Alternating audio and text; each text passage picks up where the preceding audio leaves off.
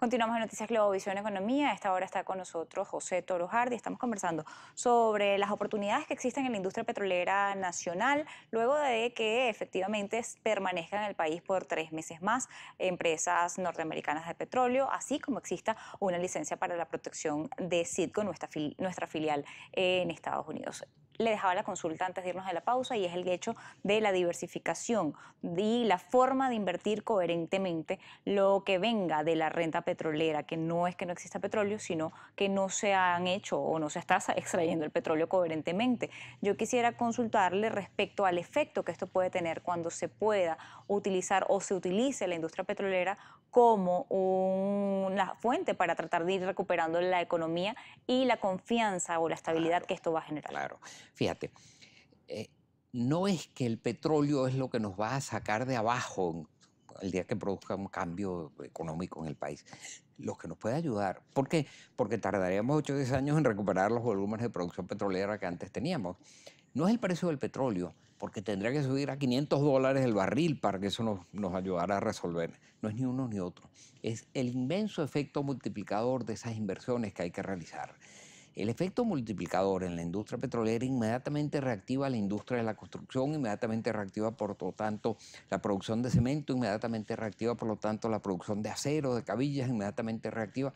Entonces es una cadena, que es lo que se llama el efecto multiplicador. Por cierto, no solo en petróleo, aquí hay que hacer inmensas inversiones para recuperar la agricultura que ha sido destruida, hay que hacer inmensas inversiones para reactivar la industria de la construcción, que ha sido pues, severamente afectada. Lo mismo en todos los sectores, en el sector financiero, en la banca, en el comercio. El 80% de las industrias en Venezuela han cerrado sus puertas, hay que reactivarlas.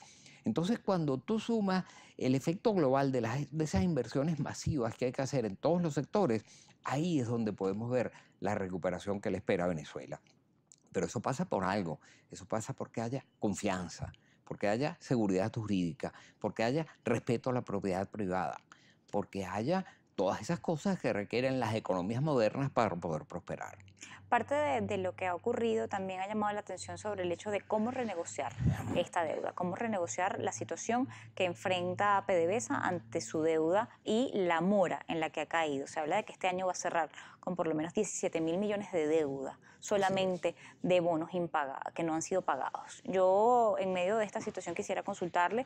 Sé que parte del equipo que ha estado revisando esta situación ha tratado de tener contacto con los fondos que tienen la mayor cantidad de estos títulos para tratar de llegar a algún acuerdo con una forma de refinanciamiento de esta deuda. El efecto que esto puede tener para la nación, para algunos será más deuda, para otros será un alivio.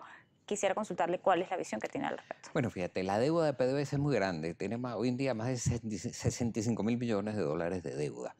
Ahora, tú no puedes pensar en que lo único que vas a lograr es que los bonos 2020 queden protegidos o que la deuda con Rosneft quede protegida. No, tienes que ir a una renegociación de la deuda total, bajo condiciones que sean asumibles por el país. Probablemente, como suele ocurrir en estos casos, negociando incluso una quita de parte de la deuda o negociando condiciones que puedan surgir adelante.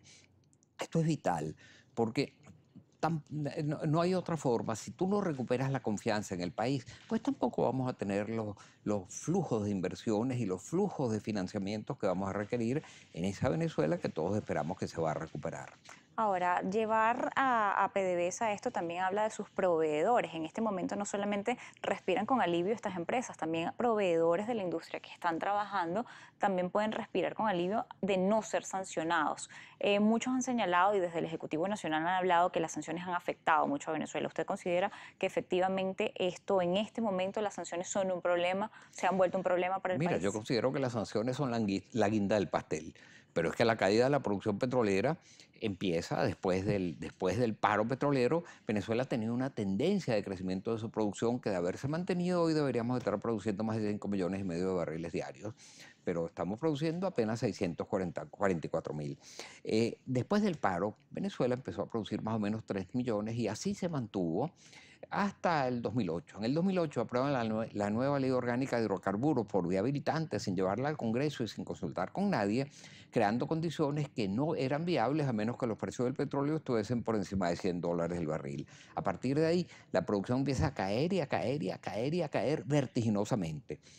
Y ya este año a eso se le suma el efecto de las sanciones petroleras. Ahora, como tú dices, simplemente porque no hicimos las inversiones adecuadas, porque tuvimos políticas erradas, pues es que cayó la producción. Si corregimos eso, debería aumentar la producción al menos paulatinamente.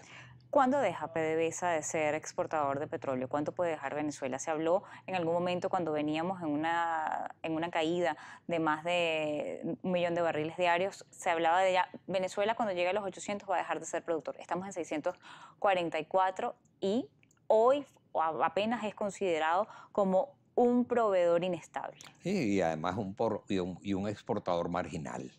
¿Por qué? Bueno, porque resulta que como el consumo interno ha caído junto con la caída de la economía venezolana, hoy en día consumimos menos y eso deja un margen un poco mayor para la exportación. Pero resulta que tampoco tenemos hoy en día, nadie se atreve a comprarle petróleo a Venezuela por temor a las sanciones. Incluso se nos ha dicho que la empresa rusa Rosneft se va a hacer cargo de la industria petrolera y va a tomar el control. Pero hace pocos días vimos al presidente de Rosneft, Igor Sekin, diciendo que Venezuela no es un proveedor confiable. De manera que no me da la impresión que los rusos tengan mucho interés en venir a invertir en Venezuela. Y eso es algo que además quisiera consultarle, la participación de Rusia y China dentro de nuestra industria, los efectos que ha tenido, ¿han ayudado en alguna medida a mantener los niveles o los bajos niveles o por el contrario, el desconocimiento, quizá en el caso de China, de alguna de estas cosas, ha empeorado la situación?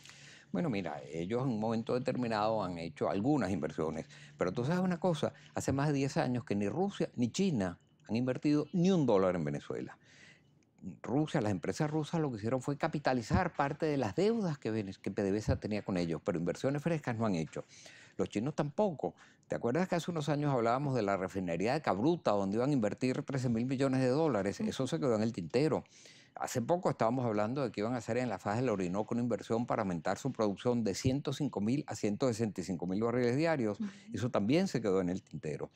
Ellos no tienen confianza tampoco. Aquí no hay seguridad jurídica al igual que cualquier otro inversionista de cualquier otra parte del mundo, ellos no se sienten seguros en Venezuela. Su reflexión final respecto al futuro de la industria petrolera nacional y lo que ha ocurrido durante este 2019. Mira, yo creo que está todo por hacer. Es más, creo que está todo por rehacer. Eh, no es que se nos acabó el petróleo. Hay mucho petróleo en el subsuelo. No es que sepamos qué hacer. Óyeme, fuimos el abastecedor de petróleo más seguro y confiable durante muchísimos años. ¿Qué es lo que tenemos ahora? Retomar el camino de crecimiento. Yo creo que tenemos un porvenir brillante. Yo soy muy, muy, muy optimista. Le agradezco haber estado con nosotros la tarde de hoy en Noticias Globovisión Economía, José Toro Hardy, especialista en materia petrolera y exdirectivo de PDVSA. Nosotros así llegamos al final. Recuerda, como siempre, nuestras redes sociales, @economía_gb o @mmartinez_gb en Instagram, marianamartinez.r. Tengan todos una feliz tarde.